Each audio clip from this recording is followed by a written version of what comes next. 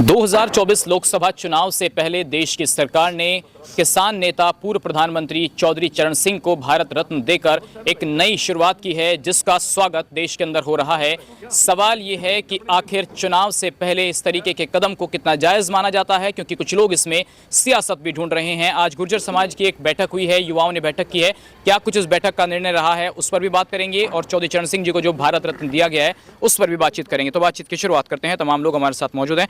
क्या आज कुछ निर्णय लिया गया है? तमाम युवा जो है इकट्ठे हुए थे, क्योंकि लोकसभा का चुनाव आने वाला है, कुछ इस दिशा में कि गुर्जर समाज इस बार क्या कुछ करने वाला है, कुछ इस पर भी प्रकाश डाला गया? बहुत संवेदनशील विषय है और इस पर जब विचार किया जाता है तो खासतौर पर गुर्जरों के रोंगटे खड़े हो जाते हैं साहब।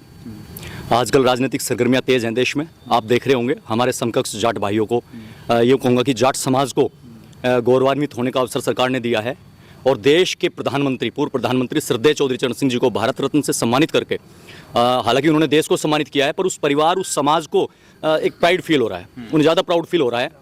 तो जाहिर सी बात है, जिस व्यक्ति से उसका परिवार, उसका समाज, जिस समाज से वो ताल्लुक़ रखते हैं, उस समाज का गौरवान्वित होना स्वाभाविक है। रही मेरे समाज की बात, ये हमारा दुर्भाग्य है। हमारी कौम जो है प्रदेश में ही नहीं, राष्ट्रीय पटल पर भी राजनीतिक रूप से अनाथ है साहब। अभी हमारा कोई सामाजिक या राजनीतिक कोई कौम का मसीहा नहीं है। दलितों को अम्बेडकर जी मिले, काशीराम जी मिले, यादव को मुलायम सिंह जी मिले, लालू यादव जी मिले, शरद यादव जी मिले। जाट समाज में चौधरी चरण सिंह जी का कोई विकल्प नहीं है। वो तो हालांकि पूरे देश के ही सम्मान्य नेता रहे, पर अपने समाज के लिए उन्होंने इतना कुछ किया है, किसानों के लिए इतना कुछ किया है, दलितों के लिए इतना कुछ किया, पर थे तो कम से कम जाट समाज के। तो मेरी कौम अभागी कौम है, हमें आज तक राष्ट्रीय स्तर पर कोई ऐसा मसीहा नहीं मिल पाया। आपको लगता है कि चौधरी चरण सिंह जी को आप एक जाति के नेता के तौर पर देखते हैं, या आप ये देखते हैं कि नहीं, वो देश के पूर्व प्रधानमंत्री रहे, किसानों के नेता रहे, पिछड़ों के नेता रहे, इस वजह से उनको जो है भारत रत्न मिला है, या जाटों को लुभाने के लिए मिला है? देखिए, वर्तमान समीकरण ये कहते हैं कि राष्ट्रीय लोकदल का नेतृत्व जाट समाज से ही जयंत चौधरी कर रहे हैं। तो जाहिर सी बात है, इस समय उनको भारत रत्न देना, पूर्व प्रधानमंत्री तो पहले भी थे, वो स्वर्गीय श्रद्धेय चौधरी चरण सिंह जी सम्मानित पहले भी थे, दलितों के, पिछड़ों के, किसानों के नेता पहले भी थे। लोकसभा चुनाव की पूर्व संध्या पर ही भारत रत्न उनको नवाजा गया है, तो ये साफ जाहिर है कि राजनीतिक स्टंट भी है कहीं ना कहीं। क्या आपको लगता है कि राजनीतिक स्टंट है चुनाव से पहले? क्योंकि सरकार तो 2014 से चल रही है, तो 14 से 24 आ गया, 10 साल में क्यों मोदी जी को याद आया है? देखिएगा, तो जो प्रवेश भाई ने बताया है, ये तो राजनीतिक स्टंट ही है। क्योंकि सरकार जो 14 में बनी थी, जब भी भारत रत्न मिल सकता था, अभी क्यों मिला? पश्चिम उत्तर प्रदेश के अंदर भारतीय जनता पार्टी कमजोर थी, लोकदल को अपने साथ लेने का सबसे बढ़िया एक माध्यम था। और मैं चरण सिंह जी को जो रत्न दिया है, उनका हम सम्मान करते हैं। वे सर्व समाज के नेता थे, लेकिन समय गलत चुना भारतीय जनता पार्टी ने, इसका मैसेज दूसरा जा रहा है। तो ये जो सरकार ने जो गुणागणित लगाया है, इसका लाभ मिलेगा बीजेपी को? अभी तो समय बताएगा क्या लाभ मिलेगा, नहीं मिलेगा।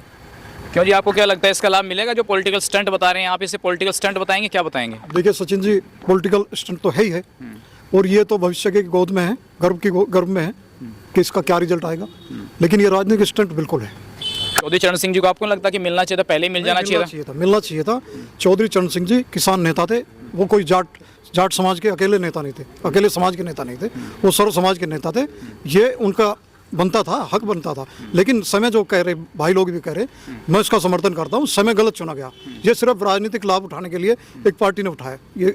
तो मोदी जी जो कर रहे हैं, जैसे राम मंदिर बनाया, भारत रत्न दिया, तो क्या ये सब पॉलिटिकल स्टंट है या देश में इन चीज़ों की जरूरत थी? देखो, मंदिर का मुद्दा जो बता रहे हो वो तो भावनाओं से जुड़ा, उस पर तो नहीं कहेंगे, लेकिन जो चरण सिंह जी का मामला है, ये राजनीतिक स्टंट है। आपने चौधरी चरण सिंह जी का विषय उठाया है। चौधरी चरण सिंह जी का जो समाज है वो योग्य है, वो डिजर्व करता है साहब, इसलिए उन्हें मिला है। इसमें बात इंक्लूड करना चाहूंगा मैं, उनका संगठन, उनका संघर्ष, उनका चातुर्य, उनकी मेधा, उनका राजनीतिक कौशल्य और उनकी दूरदृष्टि का ये परिचायक है। 4.5 साल तक सरकार को कोसने का काम किया जयंत चौधरी ने, किसानों की लड़ाई लड़ी है, किसान विरोधी सरकार बताया है। आज उन्हें चौधरी चरण सिंह जी को सम्मान देकर अपने पाले में करने की ये जो पॉलिटिकल गिमिक चली है ना भारतीय जनता पार्टी ने, सब समझ रहे हैं, पर क्या करें, सत्ता का खेल है साहब। सब समझ रहे हैं। क्यों जी, सब समझ रहे हैं, तो ये समझ जो रहे हैं आप लोग भी, जाट भी समझ रहे हैं, दूसरी बिरादरी भी समझ रही है। वो जाट समाज के लोग जो कभी बीजेपी के खिलाफ थे, अब वो कह रहे हैं कि बहुत अच्छा हुआ है, बीजेपी के साथ हैं, जय जयंत, जय राष्ट्रीय लोकदल। देखिए, ये तो समय बताएगा जाट समाज साथ चलेगा नहीं चलेगा बीजेपी की, लेकिन बीजेपी ने तो अपनी राजनीति रोटी सेकने के लिए पहल कर दी। अब समय बताओगा जाट समाज साथ चलेगा बीजेपी के या नहीं, ये तो बहुत बात की बात है। पहले भी ऐसी स्थिति आई कि जाटों को लुभाने के लिए या गुजरों को लुभाने के लिए कोई चीज़ बहुत वो हुई है, लेकिन समय बताओगा क्या अगर जाट समाज साथ चलेगा नहीं चलेगा। तो इसे क्या पॉलिटिकल एक स्टंट मान रहे हैं आप भी? हाँ, मैं सहमत हूँ अपने भाइयों सबसे, बिल्कुल पॉलिटिकल स्टंट है। चलो, चौधरी साहब का चलो था, लेकिन आडवाणी जी को देखो आप, उनको भी दिया, कहाँ है उनका, क्या हो रहा?